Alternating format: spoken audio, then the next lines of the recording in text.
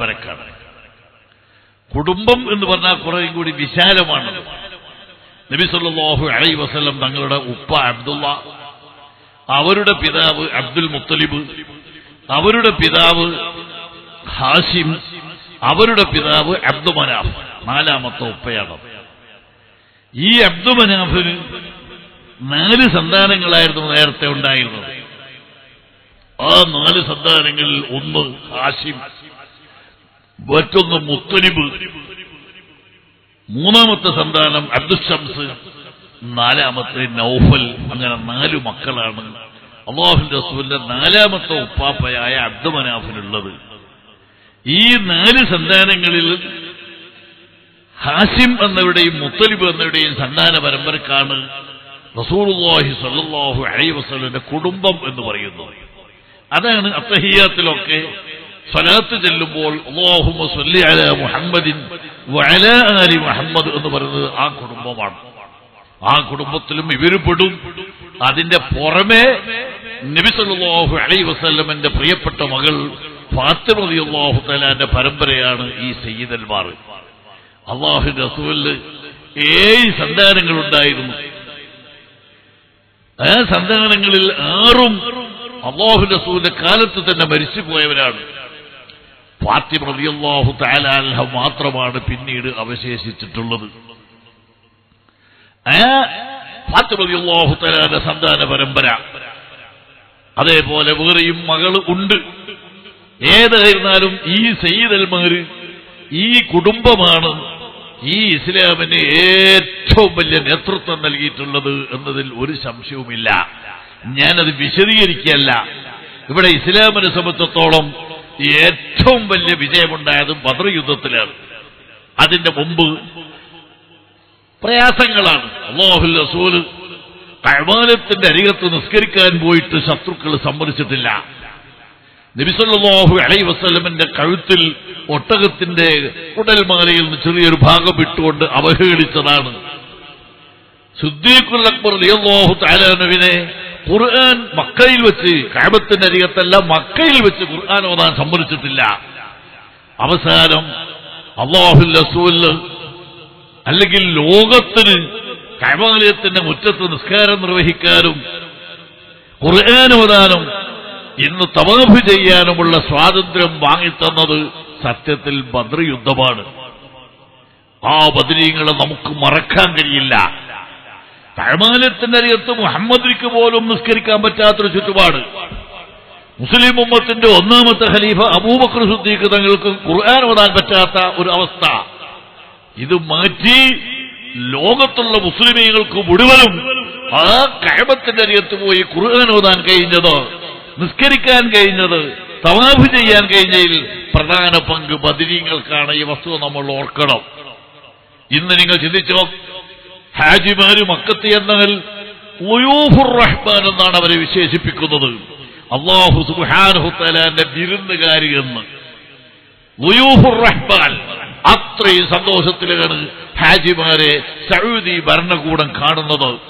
അവിടുത്തെ മുത്തവ്വമാര് പോലും സൗദി ഭരണകൂടത്തിന്റെ നിയന്ത്രണത്തിൽ നിന്നുകൊണ്ട് ഹാജിമാർക്ക് പ്രത്യേകമായ സൗകര്യങ്ങൾ ചെയ്തുകൊണ്ടിരിക്കുകയാണ്.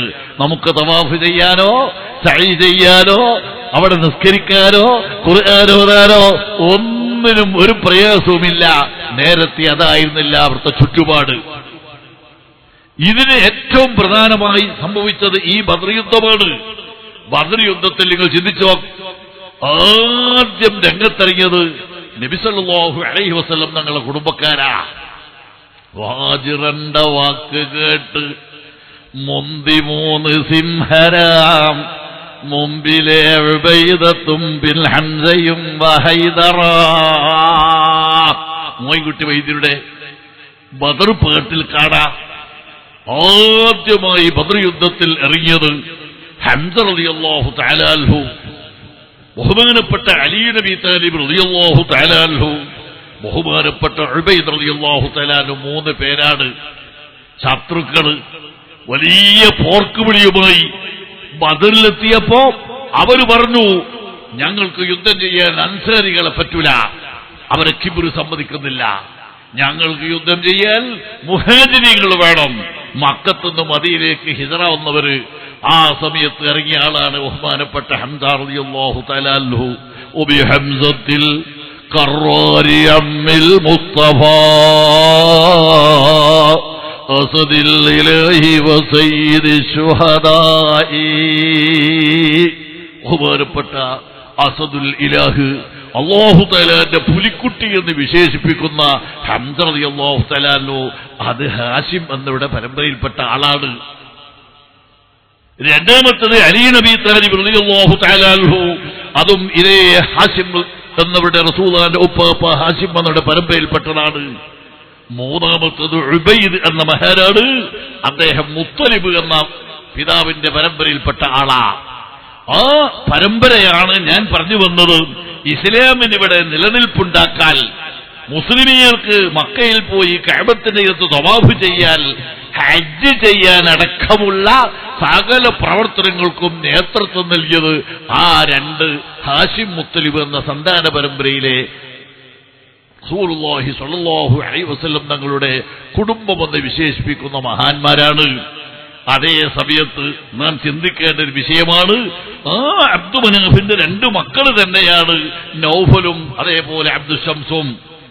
അവർ സത്യത്തിൽ അല്ലാഹുവിന്റെ റസൂലിന്റെ കുടുംബം എന്ന പേരിൽ അവരറിയപ്പെടുന്നില്ല. അവരെ റസൂലിന്റെ കുടുംബമായി പരിഗണിക്കുന്നില്ല. ഒരേ ബാപ്പന്റെ 4 മക്കളിൽ 2 എണ്ണം പരിഗണിക്കുന്നു, 2 ആളെ പരിഗണിക്കുന്നില്ല. എന്താണ് അതിന്റെ കാരണമെന്ന് ചോദിച്ചാൽ, ആദ്യ കാലഘട്ടത്തിൽ നബി സല്ലല്ലാഹു അലൈഹി വസല്ലമക്ക് നബുവത്ത് ലഭിച്ചു. മക്കയിൽ അല്ലാഹുവിന്റെ റസൂൽ പ്രവർത്തനം തുടങ്ങിയപ്പോ ഈ അബ്ദുശംസിന്റെയും നൗഫലിന്റെയും മക്കള് ഇസ്ലാമിനോട് സഹകരിച്ചിരുന്നില്ല, അല്ലാഹുവിന്റെ റസൂലിനോട് സഹകരിച്ചിരുന്നില്ല. അവർ ശത്രുക്കളെ ഭാഗത്ത് നിന്നുകൊണ്ട് അല്ലാഹുവിന്റെ റസൂലിനെ എതിർക്കാനാണ് ആ 2 ആളുകളെ സന്താന പരമ്പര ആദ്യ കാലത്ത് മുന്നോട്ട് വന്നിട്ടുള്ളത്. അതുകൊണ്ട് അല്ലാഹു സുബ്ഹാനഹു വ തആല റസൂലുള്ളാഹിന്റെ കുടുംബം എന്ന പവർ ആ 2 മക്കൾക്ക്, ആ 2 സന്താനങ്ങളെ പരമ്പരക്ക് നൽകിയിട്ടില്ല. മറിച്ച് ഈ 2 സന്താന പരമ്പര ഹാഷിം മുത്തലിബ് എന്നവരുടെ സന്താന പരമ്പരക്കാണ് ആ പവർ അല്ലാഹു തആല നൽകിയിട്ടുള്ളത്. എന്തൊരു പവറാണ് ചിന്തിച്ചു നോക്ക്. വയ്യാബന്നാൾ വരെയുള്ള ലോക മുസ്ലിമീങ്ങൾ മുഴുവനും ആരംഭ നബി സല്ലല്ലാഹു അലൈഹി വസല്ലമക്ക് സ്വലാത്ത് ചൊല്ലുമ്പോ ഈ ആലിനും സ്വലാത്ത് ചെല്ലുന്നു. ചെറിയൊരു പവറാണോ അത്? ലോക മുസ്ലിമീങ്ങൾ, കോടാനുകോടി മുസ്ലിമീങ്ങൾ നിസ്കരിക്കുമ്പോ അല്ലാഹുവിന്റെ റസൂലിന് സ്വലാത്ത് ചെല്ലുമ്പോ ആ സമയത്ത് ഈ കുടുംബത്തിനെയും പരിഗണിക്കുന്നു എന്ന് പറഞ്ഞാൽ അതൊരു ചെറിയ പവറല്ല പ്രിയപ്പെട്ട സഹോദരന്മാരെ. അല്ലാഹുവിന്റെ റസൂലിന്റെ കുടുംബത്തിന്റെ പവറാണ്. ഞാനത് വിശദീകരിക്കല്ല, നിങ്ങൾ ചിന്തിക്കണം എന്തുകൊണ്ട് ഇവർക്ക് ഇത്രയും വലിയ പവറുണ്ടായി. ഒന്ന്, അല്ലാഹുവിന്റെ റസൂലിന്റെ പരമ്പര, അല്ലാഹുവിന്റെ റസൂലിന്റെ കുടുംബം. മറ്റൊന്ന് നിങ്ങൾ ചിന്തിക്കണം, അല്ലാഹുവിന്റെ റസൂലിന്റെ പവറാണ്. ആരംഭ നബി സല്ലല്ലാഹു അലൈഹി വസല്ലം തങ്ങളുടെ മഹത്വമാണ്. സ്വന്തം മക്കളെപ്പോലും മാറ്റിവെച്ച് നമുക്ക് ഗുണം ചെയ്ത നേതാവാണ് സയ്യിദുനാ മുഹമ്മദുർ റസൂലുള്ളാഹി. ലോകത്ത് നിങ്ങൾ പരിശോധിച്ച് നോക്ക്, എത്ര നേതാക്കന്മാരുണ്ട്. ആ നേതാക്കന്മാർ മുഴുവനും പ്രവർത്തിക്കുന്നത്, അധ്വാനിക്കുന്നത് അവരുടെ മക്കൾക്ക് വേണ്ടിയാണ്. നമ്മളൊക്കെ അധ്വാനിക്കുന്നത് നമ്മുടെ മക്കൾക്ക് വേണ്ടിയാണ്. ആരംഭ നബി സല്ലല്ലാഹു അലൈഹി വസല്ലം നിങ്ങൾ ചിന്തിച്ചു നോക്കാം, മക്കളെ പരിഗണിച്ചിട്ടില്ല, അവർക്ക് സമ്പത്ത് ഉദ്ദേശിച്ചിട്ടില്ല. പരിഗണിച്ചിട്ടില്ല എന്ന് പറഞ്ഞാൽ അവർക്ക് സ്ഥാനമില്ല എന്നല്ല, അവരെ സാമ്പത്തികമായി വളരെ ക്ഷീണത്തിലായിരുന്നിട്ട് പോലും ഫാത്തിമ റളിയല്ലാഹു തആല അൻഹ പറഞ്ഞു, ആരംഭ നബി സല്ലല്ലാഹു അലൈഹി വസല്ലം പലപ്പോഴും പറയും, ഫാത്തിമന്റെ കരളിന്റെ ഘട്ടമാണ്.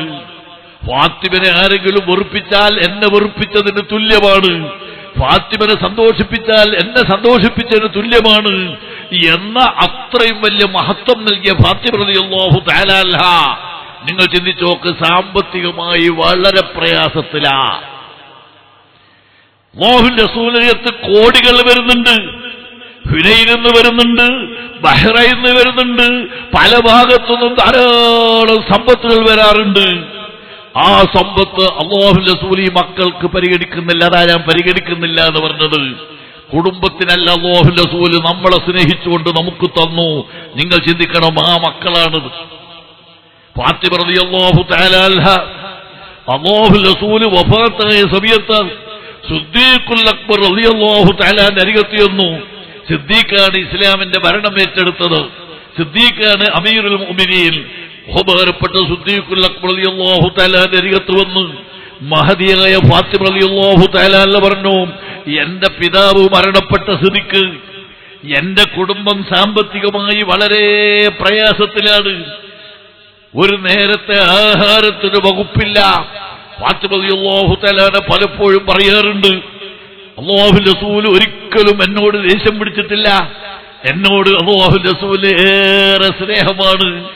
എന്നോട് അല്ലാഹുവിന്റെ റസൂൽ ദേഷ്യം പിടിച്ചത് ഒറ്റ സമയം എന്റെ 2 കുഞ്ഞുങ്ങള് ഹസൻ ഹുസൈൻ എന്ന 2 കുട്ടികൾ കരയുമ്പോഴാണ്. അവര് വീട്ടിൽ നിന്ന് കരയും, അത് ഉപ്പാപ്പ കേൾക്കും. അല്ലാഹുവിന്റെ റസൂൽ അത് സഹിക്കാൻ കഴിയുന്നില്ല. സമയത്താണ് അല്ലാഹുവിന്റെ റസൂൽ എന്നോട് ദേഷ്യം പിടിച്ചത്. പക്ഷേ ഞാൻ എന്ത് ചെയ്യാൻ? ആ കുഞ്ഞുങ്ങൾ കരയുന്നത് ഒരു നേരത്തെ കഞ്ഞിക്ക് വേണ്ടിയാണ്. അത് കൊടുക്കാൻ എന്റെ വീട്ടിലില്ല. നിങ്ങൾ ചിന്തിച്ചു നോക്ക്, ലോകത്തിന്റെ നേതാവ് മുഹമ്മദുർ റസൂലുള്ളാഹി. എന്താണ് ആ നേതാവിന്റെ സ്വഭാവം? സ്വന്തം മക്കളെ പോലും മാറ്റി നിർത്തുകയാണ്. പ്രിയപ്പെട്ട സഹോദരന്മാരെയും ആ രൂപത്തിലാണ് അല്ലാഹുവിന്റെ റസൂലിന്റെ പ്രവർത്തനമുണ്ടായത്. നിങ്ങൾ ചിന്തിക്കണം, ഈ പാവനമായ ദീനുൽ ഇസ്ലാം ഈ ലോകത്ത് ആദ്യഘട്ടത്തിൽ വളർന്നത് ബഹുമാനപ്പെട്ട ഖദീജ റളിയല്ലാഹു തആലയുടെ സമ്പത്ത് കൊണ്ടാണ്. ഈ സയ്യിദമ്മയുടെ ഉമ്മാമയാണ് ബഹുമാനപ്പെട്ട ഖദീജ ബീവി. ആ ഖദീജ ബീവിന്റെ സമ്പത്താണ് ഇസ്ലാമിന് വിനിയോഗിച്ചിട്ടുള്ളത്. ആദ്യ കാലഘട്ടത്തില് ബഹുമാനപ്പെട്ട ഖദീജ റളിയല്ലാഹു തആല തന്റെ സമ്പത്ത് മുഴുവനും അല്ലാഹുവിന്റെ റസൂലിന്റെ നിർദ്ദേശപ്രകാരം പരിശുദ്ധ ദീനുൽ ഇസ്ലാമിന്റെ വളർച്ചയ്ക്ക് വേണ്ടി നൽകി. അവസാനം ഖദീജ റളിയല്ലാഹു തആല വഫാത്താകുന്നു. ഖദീജ റളിയല്ലാഹു തആലക്ക് രോഗം വന്നു. കലശലായ രോഗം മരണത്തിന്റെ തൊട്ട് മുമ്പിലാണ്. അല്ലാഹുവിന്റെ റസൂൽ വന്ന് ഖദീജ റളിയല്ലാഹു തആലന്റെ അരികത്ത് വടിയിരിക്കുന്നു. ഖദീജ റളിയല്ലാഹു തആലയുടെ സന്താനങ്ങൾ മുഴുവനും അരികത്തുണ്ട്. മൂത്ത മകളാണ് ബഹുമാനപ്പെട്ട സയ്യിദ റളിയല്ലാഹു തആല അൻഹ. ആ മകളെപ്പോലും കല്യാണം കഴിച്ചിട്ടില്ല. ഫാത്തിമ ബീവിന്റെ കല്യാണം നടന്നിട്ടില്ല. ഒരു മക്കളുടെയും കല്യാണം നടന്നിട്ടില്ല. ബഹുമാനപ്പെട്ട ഖദീജ മരിക്കുമ്പോൾ നിങ്ങൾ ചിന്തിച്ചു നോക്ക്, ഒരു മാതാവ് തന്റെ സന്താനങ്ങളൊന്നും നിക്കാഹ് ചെയ്തിട്ടില്ല, കല്യാണം കഴിച്ചിട്ടില്ല. ആ സമയത്ത് മരിച്ചു പോകുമ്പോൾ എന്തായിരിക്കും ആ മനസ്സിന്റെ വേദനയും പ്രയാസവും? ഖദീജ റളിയല്ലാഹു തആല അൻഹക്ക് പ്രയാസമുണ്ട്. പക്ഷേ ആ ഖദീജ ബീവിന്റെ സ്വത്ത് മുഴുവനും ഇസ്ലാമിന് നൽകിപ്പോയി. ഖദീജ റളിയല്ലാഹു തആലയുടെ കഴുത്തിൽ ഒരൊറ്റ സ്വർണ്ണ ചെയിൻ ബാക്കിയുണ്ട്. അല്ലാത്തത് മുഴുവനും ഇസ്ലാമിന് കൊടുത്തതാണ്. മഹദിയായ ഖദീജ റളിയല്ലാഹു തആല കണ്ണീരൊഴുക്കിക്കൊണ്ട് ആ മാലയിലേക്കൊന്ന് നോക്കുന്നു.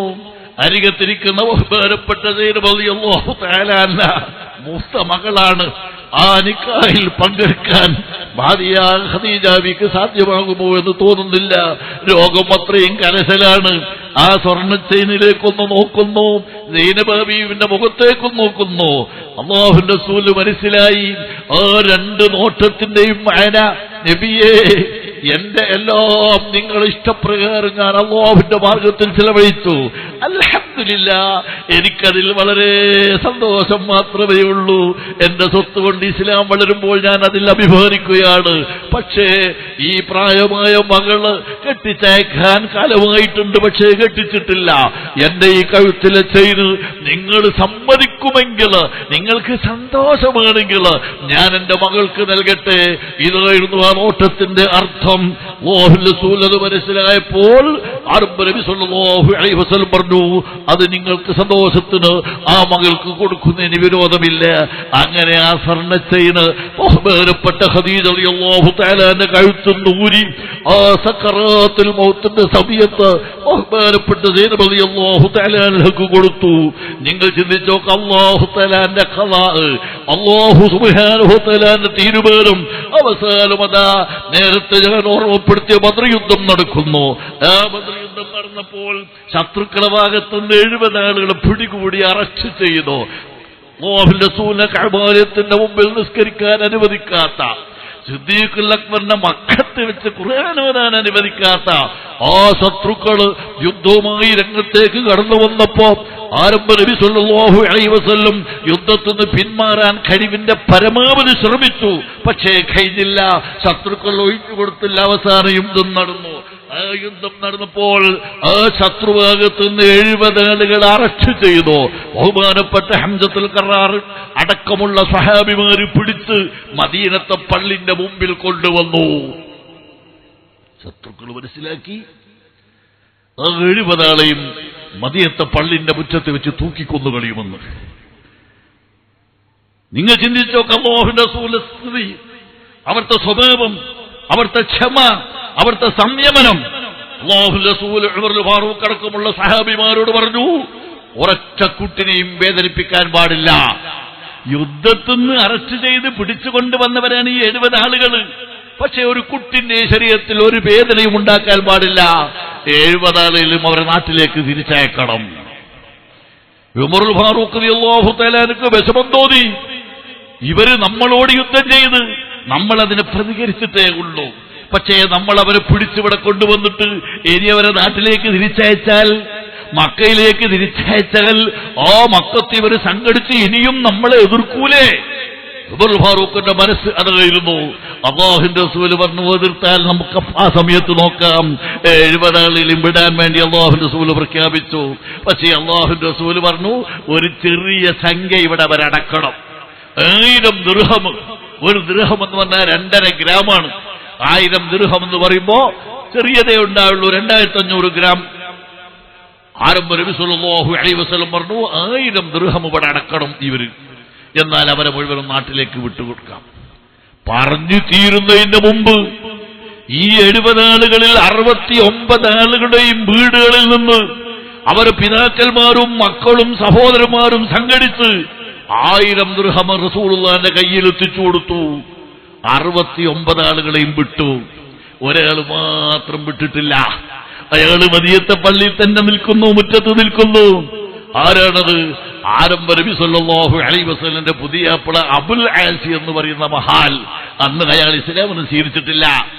അല്ലാഹുവിന്റെ റസൂലിന്റെ പുതിയാപ്പിളയാണ്. അയാളെ മാത്രം കൊണ്ടുപോകാൻ ആളുകളില്ല.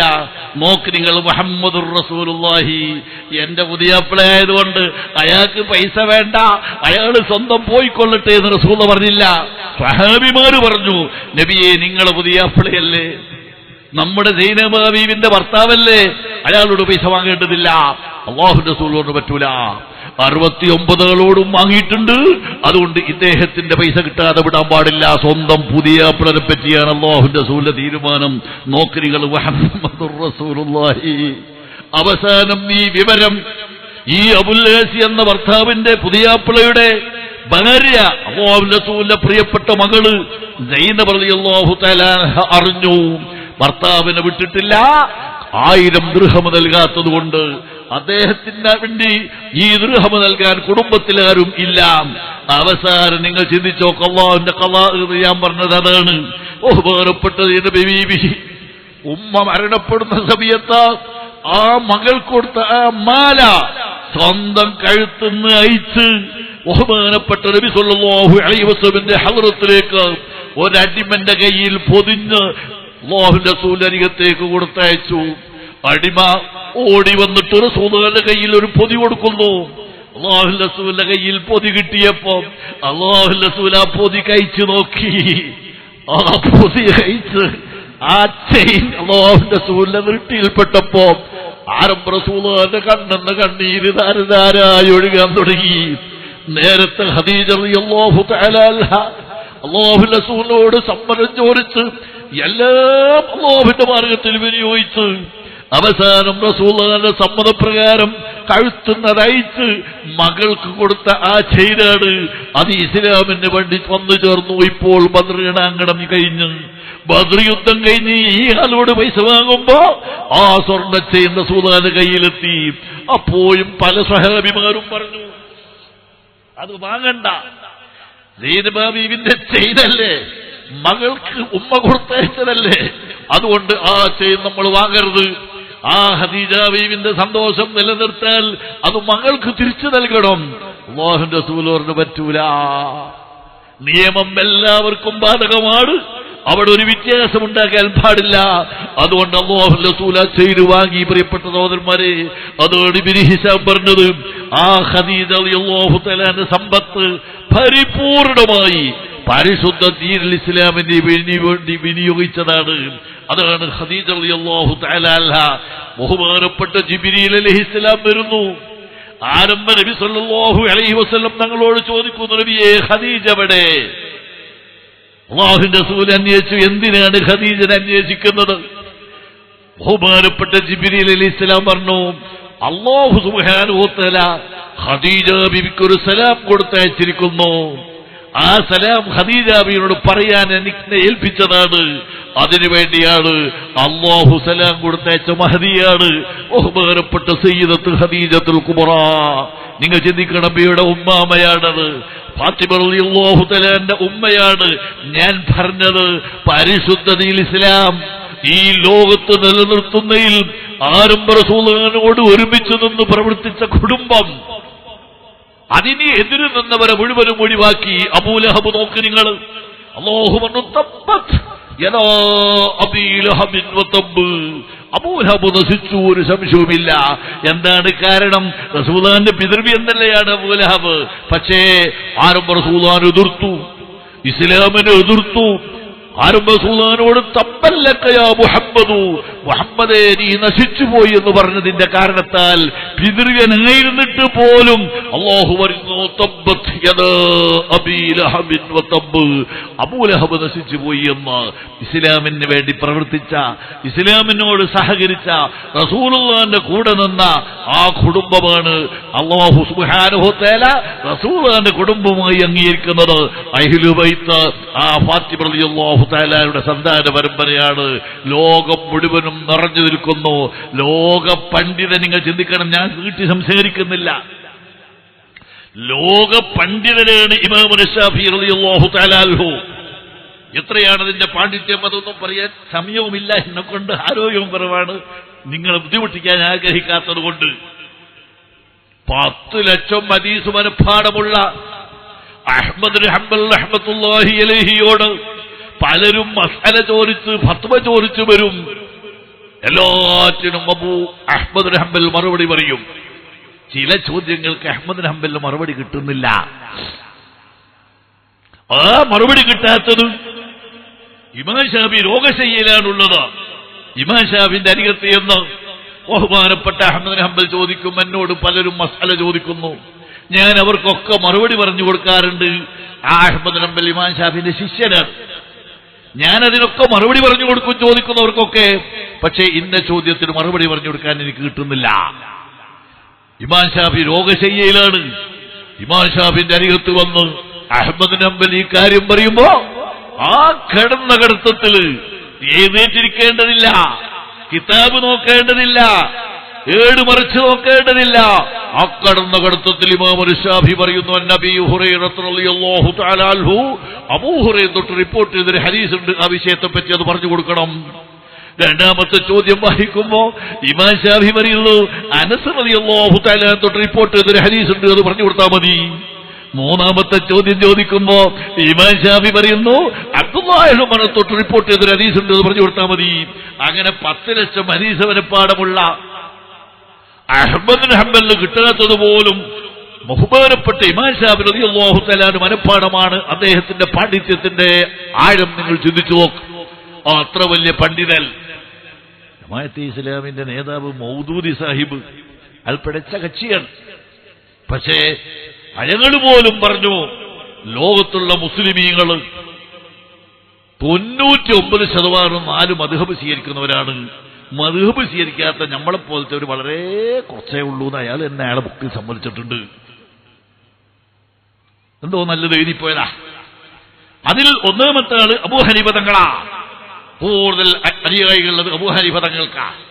രണ്ടാമത്തേത് ഇമാം ഷാഫിയാണ്. ഇബാദത്തിലും ഇൽമിലും തഖ്വയിലും ഏറ്റവും ഉയർന്ന മഹാനാണ് ഈ ഇമാം ശാഫി റളിയല്ലാഹു തആല അൻഹു. ആ ഇമാം ശാഫി റളിയല്ലാഹു തആല അൻഹു ധാരാളം ശത്രുക്കളുണ്ട്. അത് സ്വാഭാവികമാണ്. നല്ല ആളുകൾക്ക് ശത്രുക്കളുണ്ടാകും. ഇമാം ഷാഫിക്ക് ധാരാളം ശത്രുക്കളുണ്ടായിരുന്നു. ആ ശത്രുക്കൾ ഇമാം ഷാഫി റളിയല്ലാഹു തആല കൊല്ലാൻ തീരുമാനിച്ചു. ആ സമയത്ത് ഇമാം ഷാഫി റളിയല്ലാഹു തആല പറഞ്ഞു, കൂട്ടരെ, നിങ്ങൾ എന്നെ കൊന്നിട്ട് ഒരു കാര്യവുമില്ല. ഞാൻ ഇവിടുന്ന് പോയി നമ്മുത്ത് ഞാനങ്ങ് മരിച്ചുപോയാൽ ഞാൻ പഠിപ്പിച്ച 100 ഷാഫികൾ ഇവിടെ വേറെയുണ്ട്. ഞാനൊരു ഷാഫി മരിച്ചാൽ ഞാൻ ഇവിടെ ഒരുപാട് ഷാഫികൾ ഉണ്ടാക്കിയിട്ടുണ്ട്. അതുകൊണ്ട് എന്നെ കൊന്നിട്ട് നിങ്ങൾക്ക് പ്രയോജനമില്ലെന്ന് പറഞ്ഞു ഇമാം ഷാഫി. പക്ഷേ ശത്രുക്കൾ പിന്മാറിയില്ല. ആ ശത്രുക്കൾ അവസാനമായി ഇമാം ഷാഫിനെ കൊന്നു. പ്രിയപ്പെട്ടവരെ, രാത്രി മഹാനായ ഇമാം ഷാഫി വൈകി വീട്ടിലേക്ക് നടന്നു പോകുന്ന സമയത്ത് ശത്രുക്കള് വഴിയിൽ ഒളിച്ചു നിന്നു ഇമാം ഷാഫിന്റെ തലക്കടിച്ചു കളഞ്ഞു. ഇമാം ഷാഫി തല പൊട്ടി നിലത്തു വീടുപോയി. കൂടെ ഉണ്ടായിരുന്ന ശിഷ്യന്മാര് 2 ശിഷ്യന്മാരുണ്ടായിരുന്നു. അവര് ഇമാം ഷാഫി റളിയല്ലാഹു തആല അവിടുന്ന് മെല്ലെ താങ്ങിയെടുത്ത് വീട്ടിൽ കൊണ്ടുപോയി കിടത്തി. നിങ്ങൾ ചിന്തിച്ചു നോക്കാം, ഇമാം ഷാഫിന്റെ ശിഷ്യന്മാര് ഉടൻ പോകുന്നത് ആശുപത്രിയിലേക്കല്ല, വേറെ ഏതെങ്കിലും സ്ഥലങ്ങളിലേക്കല്ല. അന്ന് ആരംഭ റസൂലുള്ളാഹിന്റെ പേരക്കുട്ടി മഹദിയായ നഫീസത്തുൽ മിസ്രിയ റളിയല്ലാഹു തആല അൻഹ ഉണ്ട്. ജീവിച്ചിരിക്കുന്ന സമയമാണ്. പഴയ കാലത്തൊക്കെ നമ്മുടെ കരുവമ്പോയിലും പല നാടുകളിലും നഫീസത്തുമാല പാടുന്ന പതിവുണ്ടായിരുന്നു. ഇന്ന് അതൊക്കെ നഷ്ടപ്പെട്ടു പോയതാണ് സത്യത്തില്. ആ നഫീസത്തുമാലയിൽ കാണാം ഈ ഇമാമിന്റെ ശിഷ്യന്മാര് ബഹുമാനപ്പെട്ട ഷാഫി റളിയല്ലാഹു തആല അൻഹുവിനെ ശത്രുക്കൾ തലക്കടിച്ച് പരിക്കേൽപ്പിച്ച് മരണത്തിന്റെ മുമ്പിൽ കിടക്കുമ്പോ നഫീസത്തുൽ മിസ്രിന്റെ അരികത്തേക്കാണ് ശിഷ്യന്മാര് പോയത്. മഹദിയായ നഫീസത്തുൽ മിസ്രിന്റെ അരികത്ത് എന്ന് ആരംഭ റസൂലുള്ളാഹിന്റെ പേരക്കുട്ടിയാണ്.